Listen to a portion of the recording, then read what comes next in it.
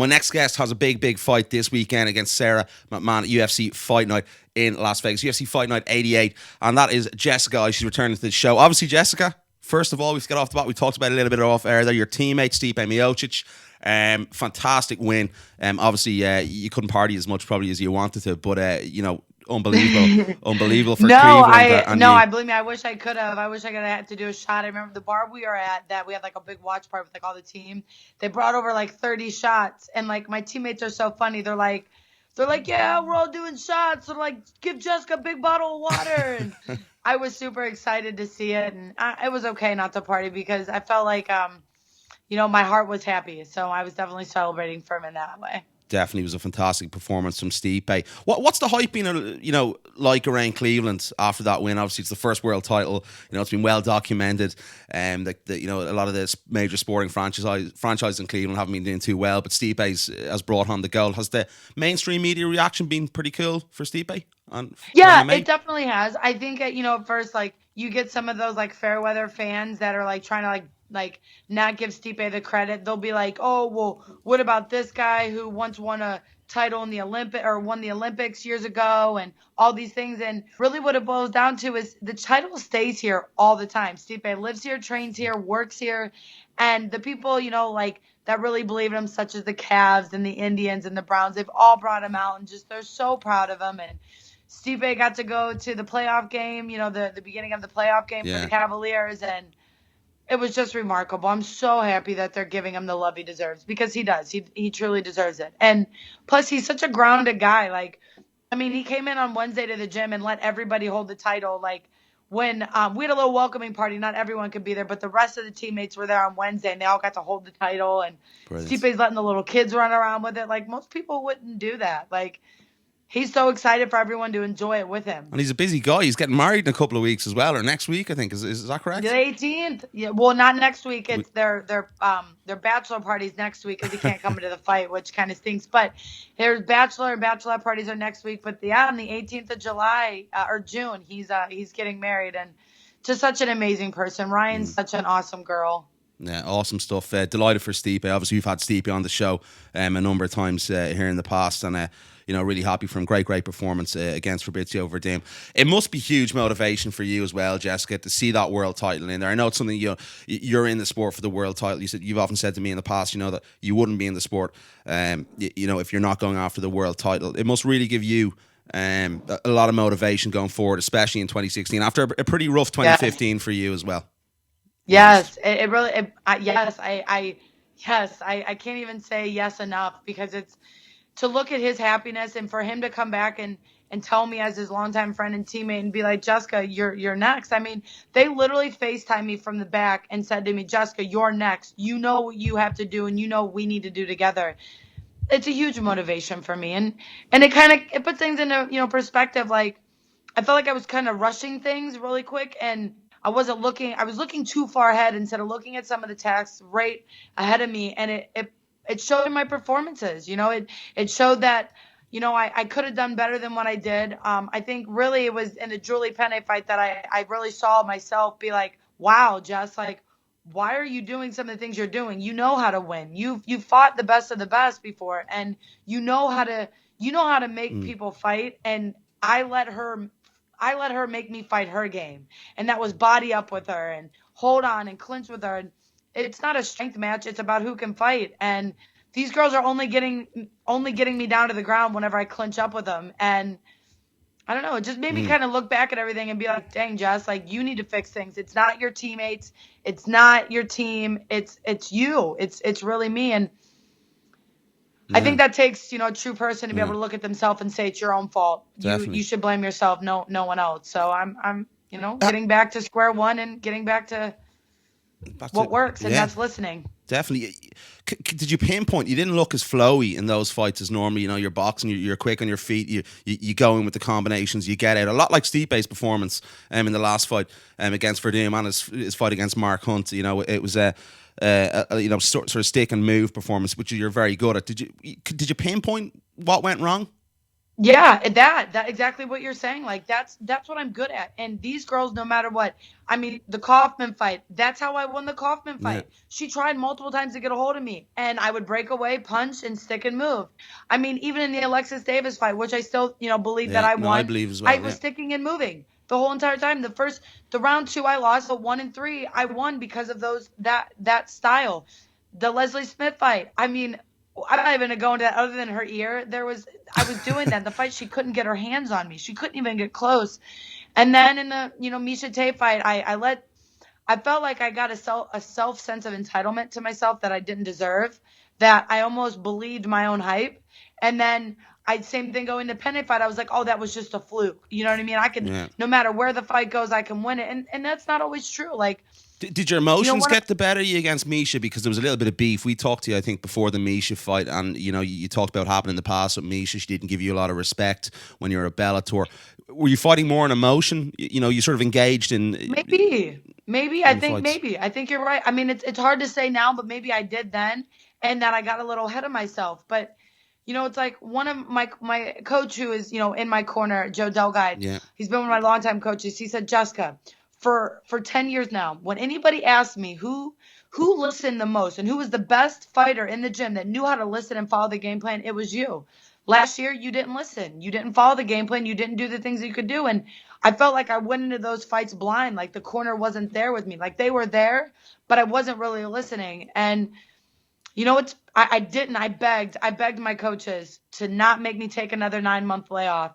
And that's when the Betch fight came around. And I was like, yeah, man, it's yeah, right here. Like, let's do it. And they're like, see, this is exactly what we're talking about, Jess. Like, you want this, but you're not listening to us. You're not trusting us. You're not letting us say, like, you need more time. Like, just because you're healthy, just because your weight's good, just because the past couple weeks in the gym have been absolutely amazing, we don't want you to do that. mm. And, of course, everyone speculated all these things. Why didn't take the Betch fight? I wanted that fight. Me Yeah. No, we personally, we spoke to I you. wanted that fight. Yeah, Everybody else wanted that fight. My coaches, and those are the ones that mean most, were not comfortable taking that fight because they didn't want me to go rushing back into it. And yet again, maybe it was a part of emotion. You know what I mean? I was like, oh, wait a minute. It's close to Pittsburgh, it's an hour from yeah. home. Everyone can be there. And I was like, wait a minute.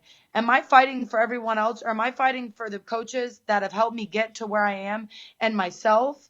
So it was like, you know what, Jess, like, stop, shut up, just go with it. And then when they offered me the, McMahon fight, it was like, did she say yes? She said yes. I was like, did the coaches say yes? Like, coaches say yes. I was like, well, then I'm in. Let's do it. Let's go. We look at this fight, and we know she's dangerous wrestling. She's a silver medalist. Is the key to victory getting back to the basics, as you said there? You stick and move, and not letting her get you to the ground, and going back to what you're good at, effectively, to win this fight. Yes, I do 100%. I think that sticking with the basics is going to beat a girl like Sarah McMann. I think we have a very unique story between her and I, because, I've trained with her multiple times. I mean, Okay. I brought her into one of my Bellator camps. We became friends. We cross trained multiple times. I actually went out. She contacted me when she was supposed to make her debut against Sarah Kaufman. She contacted me and said, Jess, you're the best and the best of striking. I don't trust anyone else to help me get my striking better at par than you. I would love for you to come in for this camp. And at that time, I was still with Yeah. Bellator, like, believe me, 25 has never been a cut. And I'll say this on your show too. I will never go back to 125. Okay. There's no IVs. There's multiple things I cannot do to get back down to 25 the way that I once did, that I was able to use to get down there. So 25 is It was not an no easy go. cut. Yes, I might be an in-between fighter. I think the lowest I could possibly ever get to might be 132. I mean, that might be the Yeah. lowest that I could possibly get without missing meals, not drinking water, and affecting my health. I was But gonna I anyway, was gonna ask you that. Yeah, that's a no go, because obviously it's come out again, and there's been rumors circulating the UFC are going to bring in the 125-pound division, the flyweight division. So that's a no go for you. I wouldn't be able to make it Yeah. healthy. I mean, now they're adding all these weight Yeah. Okay. restrictions. Like, people say to me, they don't understand. Like, when I get down to 35, I eat my way down there. And I do cut my water. My water is cut, but I do it through such a science. I've talked to so many of the nutritionists, Eric, who has helped Showtime Pettis, and a couple of the Yeah. other Yeah. guys. I go back and forth with him all the time. He's like, Jessica, you have a knowledge of nutrition that is through the roof. And I don't think anybody has ever seen me in any of my fights, and I've gone all 3 rounds multiple times. Mm. Have I ever barely been able to move like they do? I keep the pressure, I keep the moving, and that's because my nutrition is good. And that was where me and Sarah, had really talked about whenever I came to help her with the Kaufman fight. She goes, you're kind of the in-between fighter, and you're never going to come up to 35. And I said, well, right now, I'm Yeah. not. And there was no other options at the time. You know what I mean? I was still in my Bellator contract. I had no choice. Their contracts were crazy back then. You couldn't even have died and gotten out of that contract. You probably could have died, and they still would have been sitting at your grave being like, well, you owe us 3 more fights in your contract, so you're going to need to toll up on those or pay us for them. So, I went out with Sarah. Sure as, maybe 3 weeks I had been home. She pulls out of the fight. I get dropped by Bellator, and Sean Shelby calls me and says, "We want you in the UFC." I called Sarah. Me and my manager called her multiple times to get in touch with her to be like, "Girl, like, I want you to know, like, I respect you as a person, but this is a business decision. I need this, and I hope you can understand that." Well, she definitely was salty. We didn't Yeah. talk for years until we both were cutting weight. When she was fighting Ronda and I was fighting Alexis in Mandalay Bay. So it's kind of funny that we were cutting weight, and she was like, I'm sorry I didn't return your phone calls. I can see why you made the decision you made. I was mad, but it's your life. She's like, your fighting style is amazing, Jess. I hope I can help you one day, make you better, and she even back then when that Ronda fight was saying she wasn't sure how much longer she wanted the sport. So I feel like she doubts herself a lot more than I do. So you think you've obviously an edge going psychologically into this fight over and what she said to you, what's happened in the past? Has there been any Yes. contact in the lead up to the fight? Yeah, man, she called me like probably like 4 weeks ago. Like I was at practice, and like I have a missed call and a text from her, and it's like, hey, I know this seems really weird, but could you give me, a call back? And I'm like, what the hell? Well, a couple people that mutually know us contacted me, and they're like, hey, Sarah's trying to get in touch with you, and I was like, look, no offense, but like friendships out the Yeah. window, man. Like, I don't hate her. I have no problem with you, but like, we could chit chat and have small talk after the fight. Anything that you could possibly ask me to do is out the window. No, it's a no. And I'd actually found out it was like something like she wanted to do some like crazy dance off, and I'm like, dance off? What? Like what? We have a twerking video contest? Like, sorry, not my style. Like, I'll be cool with you after the fight. I don't hate any of these girls, but like, look, this is a war. This is a war type like style sport. Like Of course. I don't need to hate you. I don't need to like you. I just, I want to get back to a winning basis, and it's just weird. Yeah. This is weird. I don't want to talk to you. Like, and I think honestly, had I answered the phone, I think it might make her feel a little bit better about herself. But the fact that it bothers her that I didn't answer the phone, I kind of like it. Yeah, it's going to be a good fight anyway. I really can't wait for it. I want to get your thoughts, and we touched on it obviously just off air before we came on there. The weight restrictions, and you mentioned it there a moment ago. I don't think they're in place this week. Is that correct? It's No, they're going to be the week after, week at after UFC 199. 199. How does that affect you? Your weight cutting process. How will it affect you going forward? Obviously not this week, but do you foresee any problems with it? Me personally, Yeah. no. I mean, yet again, I'm coming off a 9 month layoff, and I'm not the kind of chick that like, or athlete that takes 9 months off and like, hey, let's get fat and eat whatever food that I can. And I took that as good working time. So I actually learned a couple new things about my diet. One of my friends, DJ Yakabuchi, helped me to add a little bit different things into my diet that has made it easy. That I woke up this morning at 142, and yeah, I'm not getting to eat, like I think other times when I was lower weight, like I would let myself have bad foods. But like at this point, it's like I don't want it. Like I don't care about eating bad food. Like I get to eat 4 to 5 meals a day, and I'm still dropping weight. And I'm still gonna have to cut a little bit of water, but I'm not missing a meal. To be honest, I would much rather miss a little bit of water than have to miss a full meal. I'd much rather be able to eat than get the flu, like cut massive amounts of Yeah. fluid out, and we've got a little system that we're going to work. And like I said, this is the first time that I'm going to walk into fight week. I usually show up that week on fight week at 42. I'm waking up at 42 right now. Do you foresee a lot of ladies Obviously with you can't use the IV anymore. This new process on Fight Week. Do you foresee a lot of changes in weight divisions and potentially the UFC adding that division that's been rumored? There's been a rumor of obviously a couple of divisions coming in. Do you foresee that happening? Yeah, I do. I mean, I think that some people are getting more caught up on the fact of how tough they are mentally and how they can tough out that weight Yeah, cut and that they splurge with their food throughout the camp because it mentally makes them feel better instead of it physically making them feel better.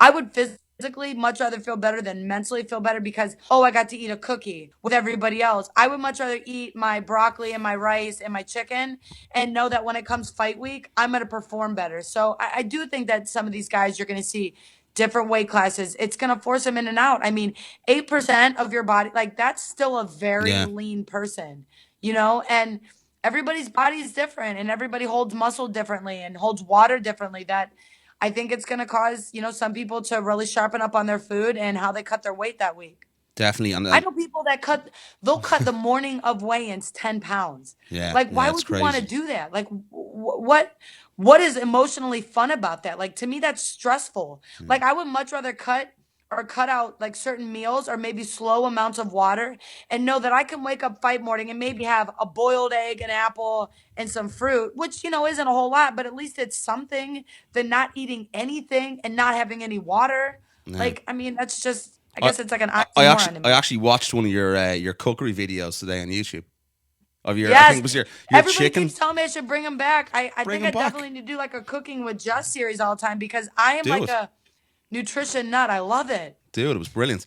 Speaking of weight classes and weight cuts, with the debut of obviously Cyborg, I want to get your thoughts on that. And a girl you fought before, Leslie Smith, obviously you defeated Leslie.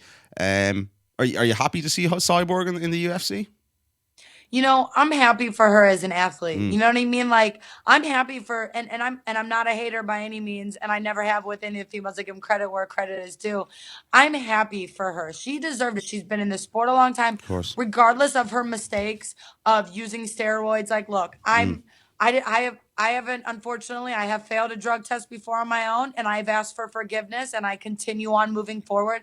And people deserve to forgive her because she's not failed another one. She's showing who she is and she's working her butt off. So, of course I'm happy for her, especially in her hometown. Like that feels good. You know what mm, I mean? mm. And she deserves that as many years as she's, been fighting.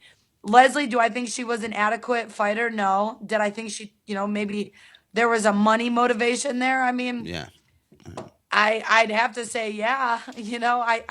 I'd like to see some other females. I mean, I've been asked multiple times, would I do it? And why not? Absolutely. Do I want to do it right now? No, I've got other things to Of tackle. course. When I'm done in the 135 division and catch weights decide to start happening, then yeah, we do it then. But I'm focused on the 135 division right now. And I think that that's, where it is, and But at the I'd love to see other 40 pounders, in here. at the back of your mind, though, because you're such an accomplished and you're a very, very good, obviously, MMA boxer. We've touched on that in the past, and we know how good your striking is. That's something that you must really want to test your skills at against the likes of Holly Holm or Cyborg in the future. Obviously, you've Absolutely. You know what? Because I watch how people fight them.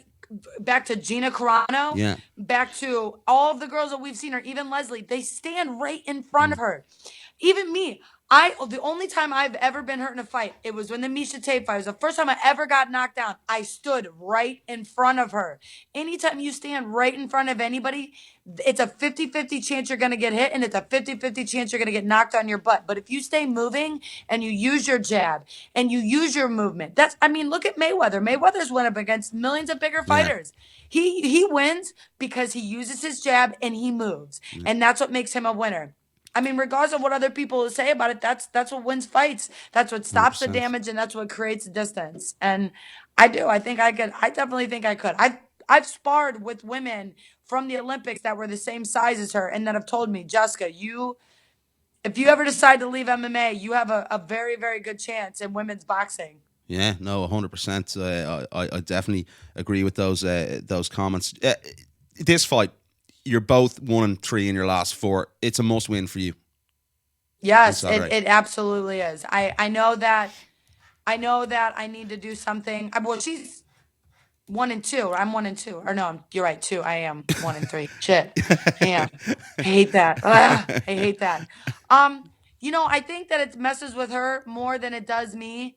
Like I definitely think that I think I know her game plan 100% more than she knows mine. She's gonna try to get her hands on me, and it's all that she has. And to be honest, like I watched it. I've went back and watched some of her tapes, and I'm sure she's went back and watched some of mine. She doesn't apply her wrestling. She uses her feints to like she's gonna shoot to throw a crazy overhand right. Misha held her for 2 rounds in the Yeah, Misha yeah. Tate fight. She did not. That was not by any means. That was a good decision. Yes, the first round there was a little back and forth, and Misha's a slow starter. I think we see that with Yeah, her. we She's saw a it little against bit of a Holly. slow starter, but when it comes down to the fight, no, Misha won it. She definitely won it. She won it hands down, in my Yeah. opinion. So I think Sarah's got a lot more on her hands than I do. And I've gotten to work with her. Actually, her old Olympic wrestling coach had actually contacted me, who is the Cleveland State wrestling coach, and Okay. he's came in on helping me. And the wrestling world really kind of came to my back, which is kind of awkward and for her. Why Like do you they think? all Why do you like, think that we is? got your back, girl. Like they came to me like, we want to see you. I'm like, all right, guys, I What? like this. I like this. Why do you think that is? Is I mean, I think it's a character issue. okay. I mean, I don't like to. I don't know, and I didn't ask, but I just took their loving help. Like one girl, Lauren Lovely, who actually just tried out for the Olympic team.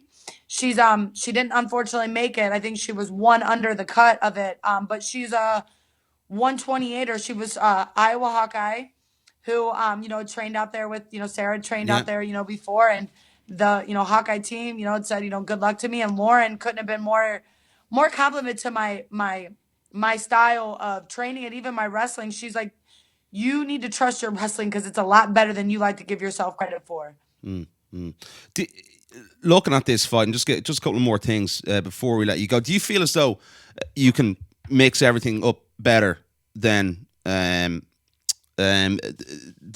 Sarah? Do you think you're Yeah, I do. I well do. I versed think everywhere?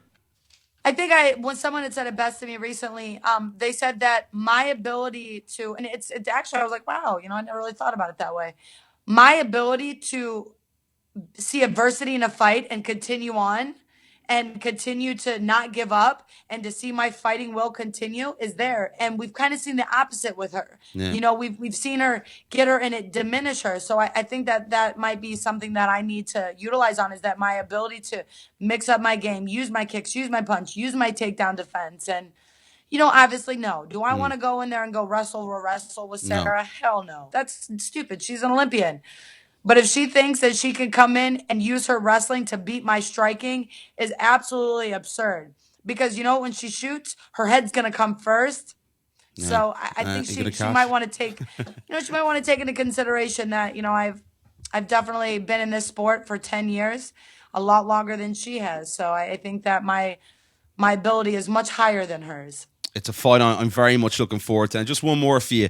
A guy who sort of put everything together, and I don't think he's got enough credit, and he's obviously Stipe's head coach. So Marcus Marinelli, you've been very complimentary of him in the past. Just talk to me, do you feel he might deserve a little bit more credit than he's got off some of the mainstream media and the outlets? Yes, yes, because you know what? You know what's different about Marcus than any other coach? He's different than Jackson, different than a Dwayne Ludwig, different than some of these guys. The only person I'd have to say who's done a good job of it is Ray Longo. Is that Marcus has taken Stipe from zero, no, other Yeah. than just an athlete and a wrestler, taken him and developed him. Myself, as well as some of our amateur fighters, as our young pros.